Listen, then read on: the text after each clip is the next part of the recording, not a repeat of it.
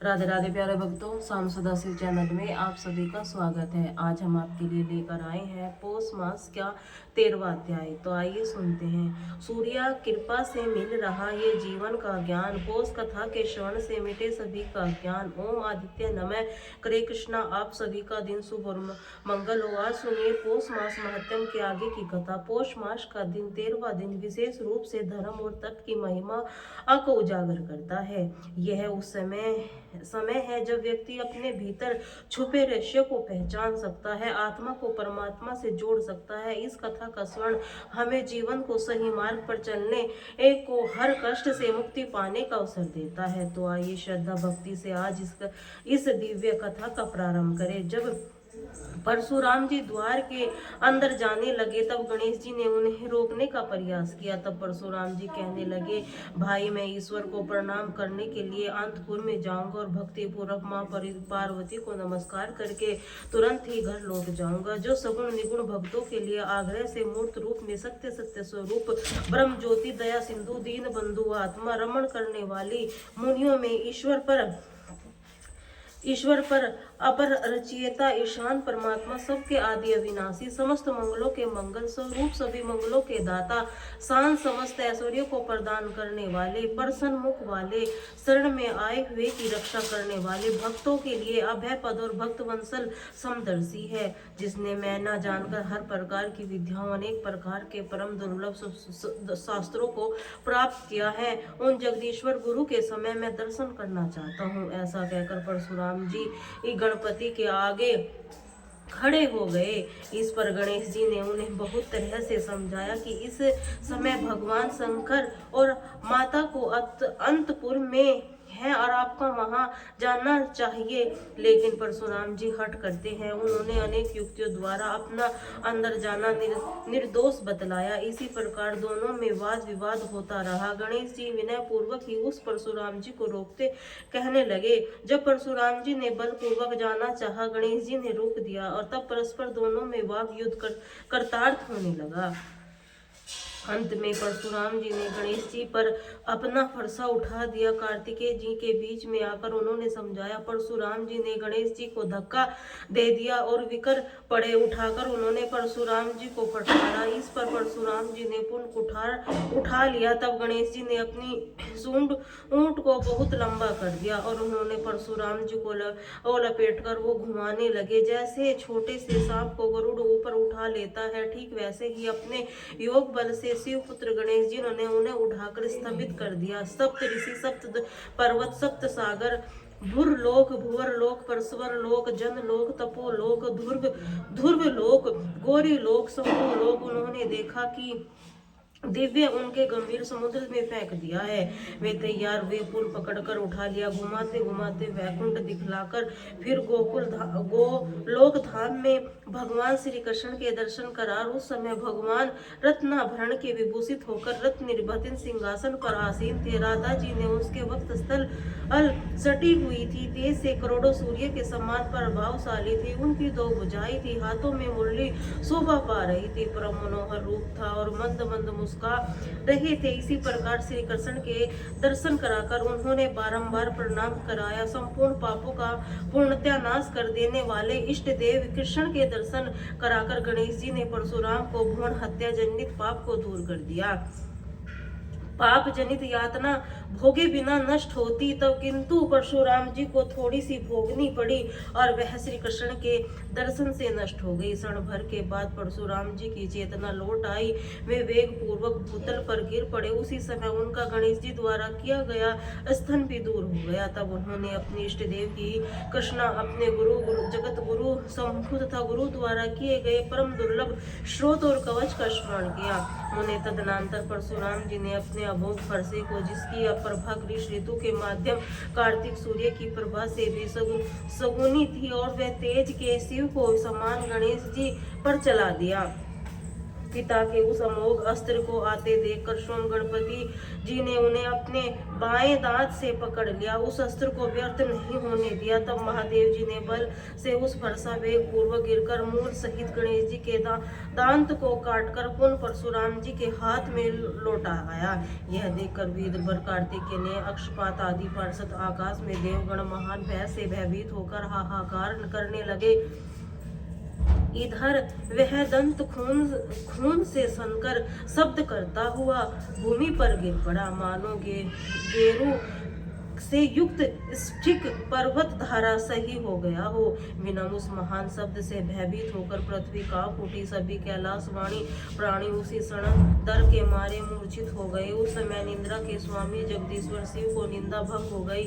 घबराए हुए पार्वती जी के साथ अंतपुर में बाहर निकल आए। मुने उस समय गणेश जी को घायल हो गए थे। उनका दांत टूट गया था, मुख रक्त से सराबोर था, उनका क्रोध शांत हो गया था और वे लज्जित होकर मुस्कुराते हुए सिर झुकाए खड़े रहे थे। उन्हें इस दशा में देखकर पार्वती जी ने शीघ्र स्कंद से पूछा कि बेटा यह क्या बात है। स्कंद अर्थात कार्तिकी जी ने भय पूर्वक कर सारा वृत्तांत उससे यह सुना, जिसे सुनकर देवी पार्वती को क्रोध आ गया। कृपा परवश होकर उन्होंने लगी शंभु के सामने अपने पुत्र गणेश को अपने हृदय से लगाकर बोली। सती साध्वी पार्वती जी ने शोक के कारण डरकर विनम्र पूर्वक शंभु को समझाया। फिर परिगणित होकर परिणित की पीड़ा करने वाले पतिदेव से इसी प्रकार कहने लगी। प्रभु, जगत में सभी लोग शंकर जी को किंक मुझे दुर्गा को जानते हैं। यह अपेक्षा रहित दासी है, उसका जीवन व्यर्थ है। सुंदर ईश्वर के लिए तिनके से भी लेकर पर्वत समान कभी जातियां समान है। इसीलिए दासी पुत्र गणेश जी और आपके शिष्य परशुराम जी को दोनों में किसका दोष है, इसी पर विचार करना उचित है। क्योंकि आप धर्मों के श्रेष्ठ वीरभद्र, कार्तिक और पदार्थ गण इसके साक्षी हैं। भला गवाही के एक काम से झूठ कौन कहेगा। साथ वह दोनों भाई इन दोनों के लिए समान है। यह तो धर्म निर्णय है। अवसर पर गवाही देते समय शर्त पुरुषों के लिए शत्रु मित्र समान हो जाते हैं। क्योंकि इस गवाही के विषय में ठीक ठाक जानते हुए भी सभा में एक काम, क्रोध, लोभ अथवा भय के कारण झूठी गवाही देता है। अपनी 100 पीढ़ी को नरक में गिराकर स्वयं भी पाक नरक में जाता है। यद्यपि इन दोनों को समझाते, इनका निर्णय करके समर्थ हूँ, फिर भी आपने सामने मेरा ज्ञान देना श्रुति की निंदी कहा गया है। प्रभु, सभा में राजा के वर्तमान रहते वर्तियों की सभा उसी प्रकार और मूल्य नहीं होता जैसे सूर्य के उदय होने पर पृथ्वी पूर्ण और जुगन की कोई गणना नहीं रह जाती। सदा परित्याग के भय से डरी हुई मैंने एक चिरकाल तपस्या करके आपके चरण कमलों को प्राप्त किया है। इसीलिए हे जगन्नाथ, दारुण पुंसने को कारण क्रोध, शोक और मोह से वशीभूत होकर मैंने जो कुछ कहा है उसे क्षमा कर दीजिए। अगर आपने मेरा परित्याग कर दिया है तो उसे पुत्र से क्या लाभ, क्योंकि तुम उत्तम कुल से उत्पन्न हुई पतिव्रता नारी पति की 100 पुत्रों से बढ़कर हो। जो नारी नीच कुल से उत्पन्न दुष्ट स्वभाव वाली, ज्ञान और माता पिता को दोष से होती है, वह अपने पति को नहीं मानती। उत्तम कुल से पैदा हुई स्त्री अपनी निंदा पतित, मूर्ख, दरिद्र, रोगी हुई जड़ पति को भी सदा श्री विष्णु के समान समझती है।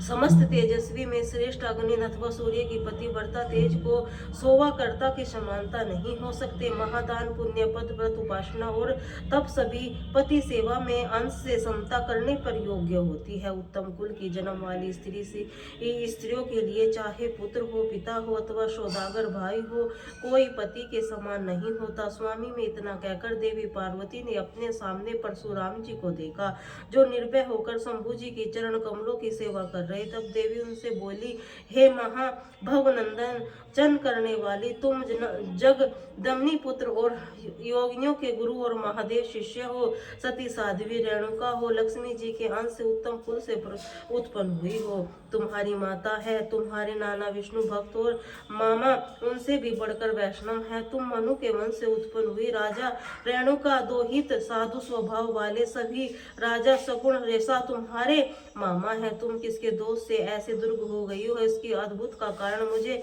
ज्ञान नहीं हो रहा है। क्योंकि जिसके दोष से मनुष्य दूषित हो जाता है, तुम्हारे वे सभी मनोरथ शुद्ध मन वाले हैं। तुम्हारे करुणा सागर गुरु अमोघ फरसा पाकर पहले क्षत्रिय जाति की परीक्षा करके पुन गुरु को भी परीक्षा की कहा तो शूद्र गुरु की दक्षिणा लेना उचित है, ऐसा सुना जाता है। कहा तुमने अपने गुरु पुत्र के हे दांत को तोड़ दिया, अब उसका मस्तक भी काट डालो। शंकर जी की वरदान और अमोघ वीर्य फरसे से भी चूहों को खाने वाला सियार, सिंह और सादुल को भी मार सकता है। जितेंद्रिय पुरुषों के श्रेष्ठ गणेश तुम्हारे जैसे लाखों करोड़ों जंतुओं को मार डालने की शक्ति रखता है, परंतु वह मक्खी पर हाथ नहीं उठाता। श्री कृष्ण के अंश से उत्पन्न हुआ वह गणेश जी के तेज से श्री कृष्ण के समान है। अन्य देवता भी कृष्ण की कलाएं हैं, इसी से उनकी अग्र पूजा होती है। ऐसा कहकर देवी पार्वती क्रोध वंश पर परशुराम जी को मारने के लिए उग्ध हो गई और परशुराम जी ने मन ही मन गुरु को प्रणाम करके अपने इष्ट देव का ध्यान किया। इतने में देवी ने अपने सामने अत्यंत बोहे ब्राह्मण बालक को देखा। उसकी क्रांति करोड़ों सूर्य के समान थी। उनके दांत स्वच्छ और वह शुक्ल वस्त्र, शुक्ल यज्ञोपवीत दंड, शस्त्र, लटाएं, उज्ज्वल तिलक धारण किए हुए था। उसके गले में तुलसी की माला पड़ी हुई थी। उसका रूप मनोहर था, मुख में मंद मुस्कान थी और वह रत्नों से बाजूबंद कंगल और रत्नमाला से विभूषित था। वह भक्तों का इष्ट और भक्त वंशल तथा भक्तों को हाथ में स्थित मुद्रा, दाहिने हाथ में अभय मुद्रा दिखा रहा था। उसके साथ नगर में हंसते हुए बालक बालिकाओं का समूह भी था। कैलावंशी अबलावम सभी उसकी बड़े हर्ष पूर्वक रहे थे। उस बालक की ओर देखकर पुत्र मृत्यु सहित शंभु जी को घबराकर सर झुकाकर प्रणाम किया। फिर देवी ने प्रणाम किया, तब बालक ने उसको अभिष्ट पद आशीर्वाद दिया। उसे देखकर सभी बालक भय के कारण महान आश्चर्य में पड़ गए। शिव जी ने भक्ति पूर्वक उसे ससो उपचार समर्पित करके उस परिपूर्ण की देवी विधि को पूजा की। फिर सिर झुकाकर कान व शाखा में कहे गए स्रोत द्वारा उन सनातन भगवान की स्तुति पर उस समय अनेक सर्वाप को रोमांच हो आया। पूर्ण रतन सिंह शासन पर आसीन थे। अपने उष्टकद तेज वामन भगवान के स्वयं शंकर जी कहने लगे, ब्राह्मण को आत्म राम उनके विषय में कुशल प्रश्न करना अविडम्बना की बात है, क्योंकि मैं तो स्वयं कुशल आधार कुशल अकुशल की प्रधान ही है। श्री कृष्ण की सेवा में फलोद आज आप मुझे अतिथि रूप में प्रकट हुई हैं, उसमें मेरा जन्म जीवन धन्य हो गया। कृपा सागर परिपूर्ण श्री कृष्ण लोगों के उद्धार के लिए क्षेत्र भारत में अपनी कला तीर्ण हुई है, जिसके अतिथि का आदर सत्कार, देवताओं की पूजा, समस्त तीर्थों के प्रकार, व्रत उपवास, संपूर्ण यज्ञों की तपस्या का फल प्राप्त होता है। वह अतिथि की सेवा में 16वीं कला आदि बराबरी नहीं कर सकता, उनका पुण्य निश्चय ही नष्ट हो जाता है। भगवान शंकर के वचन सुनकर स्वयं श्री हरि अर्थात वामन भगवान संतुष्ट हो गए। कोलाहल को जानकर पुण्य भक्त परशुराम की रक्षा के लिए इसी समय श्वेत द्वीप में आ रहा हूँ, क्योंकि इस कृष्ण भक्तों का ही आगमन नहीं होता। अस्थाओं से मैं हाथ में चक्र लेकर सदा उनकी रक्षा करता हूँ। गुरु के रुद्र होने पर भी रक्षा नहीं करता, क्योंकि गुरु की अवहेलना बलवान होती है। जो गुरु की सेवा में हीन है, उसको बढ़कर कोई दूसरा नहीं है। इसकी कृपा से मनुष्य सब कुछ देखता है। वह पिता सबके लिए सबसे बढ़कर मानने को पूजने होता है। वह मनुष्य के जन्म देने के कारण, जनक रक्षा करने के कारण, पिता में विदीर्ण करने के कारण कला रूप से प्रजापित है। श्री कृष्ण से बढ़कर दूसरा कोई देवता नहीं, गंगा जी के समान दूसरा कोई तीर्थ नहीं है, तुलसी जी में उत्तम दूसरा कोई पुष्प नहीं, पृथ्वी से बढ़कर दूसरा समावाणी नहीं, दव से बढ़कर शक्ति नहीं और एकादशी से उत्तम कोई व्रत नहीं है। शालिग्राम से बढ़कर यंत्र भारत में उत्तम क्षेत्र में पुण्य स्थलों में वृंदावन के समान पुण्य स्थान नहीं। मोक्ष दैनी पुरी हो या काशी वैष्णव शिव के समान कोई दूसरा नहीं है। तो पार्वती जी ने अधिक कोई पतिव्रता या गणेश जी के प्रसन्न कोई जितेंद्रिय बंधु, गुरु से बढ़कर कोई पुरुष नहीं। विद्या प्रदान करने व पुत्र पत्नी की निश्चय ने उसी के समान होता है। अवहेलना की जाए तो उसी की सर्जन करने के लिए आपने घर आया हूँ। नारायण मुनि कहने लगे, नारद वहाँ भगवान विष्णु उत्तम वचन बोले, हे देवी मैं नीति युक्त देकर तत्व भू परिणाम हूँ, सुखदायक। सुनो देवी, आपके लिए जैसे गुणों में कार्तिकेय हूँ, सिंह देव, उसी प्रकार भृगुवंशी परशुराम भी हैं। सुरधन इसके प्रति आपने अथवा शंकर जी के स्नेह से भेववध और करो। पुत्र के साथ पुत्र का यह विवाद तो दोष से घटित हुआ है। भला देव, क्योंकि ऐसा देव महाबली वध को देखो। अपने पुत्र को एकांत नाम वेदों का व्याख्यात है। ईश्वर शाम वे कहते हुए अपने पुत्र को नानस्पक स्रोत का ध्यान देकर श्रवण करो। यह उत्तम स्रोत विनक विधान्यो नाशक है। मात अपने पुत्र गणेश एक दंत में हैरव विघ्नहर्ता तपोबल पूर्ण सखा गरज के 8 नाम हैं। इन 8 नामों का अर्थ है सुनो शिव प्रिय एक उत्तम स्रोत सभी स्रोत का सारा भूत और विघ्नों का विनाश करने वाला है। यह शब्द पर प्रार्थना अर्थक है। दंत बलवा चक्र अंत जिनका बल सबसे बढ़कर है, उन दंत को भी नमस्कार करता हूँ। दिशाई वाचक इस रम पालक का वाचक है। दिनों का पालन करने वाले हैरव को भी शीघ्र मवाता हूँ। विधन विपत्ति वाचक नायक खंड अर्थात इसी प्रकार विपत्ति के नाशक अर्थात विघ्न हरता उस विघ्न नायक अर्थात विघ्न हरता को अभिवादन करता हुआ पूर्व काल में ही विष्णु द्वारा किए हुए निवेद पिता द्वारा समर्पित कर एक प्रकार के मिष्ठान के खाने के लिए जिसे उदर लंबा हो गया है, उन लबोदर को मैं वंदना करता हूँ। जिसके कण सूर्पा विधन निवारण हेतु संपदा दाता ज्ञान रूप अरसूप सुर्ण नखास इसके मस्तक पर मुनि द्वारा दिया गया है। विष्णु का प्रसाद उत्तम वर्मात जो गणेश जी के मुख से युक्त और गज वक्त से नमस्कार करता है, भजन अभिवंदन करता है, समस्त गुणों से इसकी पूजा होती है, प्रणाम करता है। देवी अपने पुत्र नामों संयुक्त उत्तम नाम स्पक स्रोत को पहले वेद में देख लो, फिर ऐसा क्रोध करो उस नाम स्रोत का भी नाना अर्थों से युक्त शुभ कराकर नित्य 3 शंकों और 100 दोपहर शाम को पाठ करना सुखी और विश्व सर्व विजयी होता है। इसके पास से विघ्न उसी प्रकार दूर भाग जाते हैं जैसे गरुड़ के निकट सांप। गणेश की कृपा इस विधन महान ज्ञानी हो जाता है। पुत्रार्थी पुत्र भार्य करतात पत्नी इच्छा रखने वाले उत्तम पत्नी मिल जाती है। महामूर्ख निश्चय ही विधान थे कवि हो जाता है। यह आज का अध्याय, इससे आगे की कथा सभी आने वाले अध्याय में जरूर सुनिए। रवि हस्त को घोरतम अंगणित किरण प्रसारी वंदन करू चरण वंदन अर्थात देव जलधारी सकल सृष्टि स्वामी हो चराचर के नाश निस दिन होते तुमसे होवे संध्या प्रभात जय भगवान सरहारी खरगेन दिन कर शुभकारी तुम हो सृष्टि के नेत स्वरूपा त्रिगुणधार के वंद स्वरूपा तुम हो पालन संगार संचालक सुंदर बंदन चतुर्भुजधारी रसम रथी तुम गगन विहारी चक्र शंकरु श्वेत कमल धर मुंद्रा शोभत चोटे शीघ्र मुकुट कुंडल गल माला चारु तिलक भाल विशाल शब्द अक्षर अग्नि दुर्गामी अनुसारथी अभिरामी रक्त वरुण आभूषण धारक अति प्रोत में लाल पारदक सदा कहे तुम ऋण वेग मिथ्या तुमको सब वेदा पंच वेदों के पूजे जाते मन वांछित फल साधक पाते 12 नाम जाप उद्धारक रोग शोक अरु कष्ट निवारक मां कुंती तब ध्यान लगायो दानवीर सुत कण हो पायो राजा युधिष्ठिर तब गायो अबक पान में वन पायो शस्त्र त्याग अर्जुन करु बन आदित्य हृदय में पायो विंध्याचल मार्ग में आयो हाहाकार तिरम में छायो मुनि अगस्त गिरि गिर मिटायो अगस्त महिमा सुमन विजय रघुराई होते ए बरोक मधुर फल जाना मुख से लीन नहीं होवे हनुमाना नंदन शनिदेव कायो पवन के सूत शनि वीर मिटायो यज्ञ सुरति स्तुत तुम्हारी की भेंट सुकल यजुवेद तीनों सुखकारी निरंतर रूप कृष्ण सदर्शन भानी स्वरूपा मदन होए ओमकार स्वरूपा मनन आत्मा करु काल स्वरूपा दिग्दागंबर तेज प्रकाश उज्ज्वल रूप तिम हो आकाश दग विगपाला करता मुनीश्वर अंजल नित्य करता अर्पण दीर्घ ताप हरता तुम हो भगवान ज्ञान ज्योति करता तुम भगवान सफल बनायो तब आराधना गायत्री जब सफल है साधन संध्या त्रिकाल करता पावे कृपा शब्द दी चित शांति सो देता आ सब हर लेवे अष्टदल कमल मंत्र शुभकारी पूजा उपासना सुखकारी माघ मास शुक्ल सप्तमी पावन आरंभ हो तो शुभवत पालन शुभ सप्तमी मंगलकारी भक्ति दायिनी दायिनी दोषण हारी रवि वासव जो तुमको ध्यावे पुत्रादिक दुख में वैभव पावे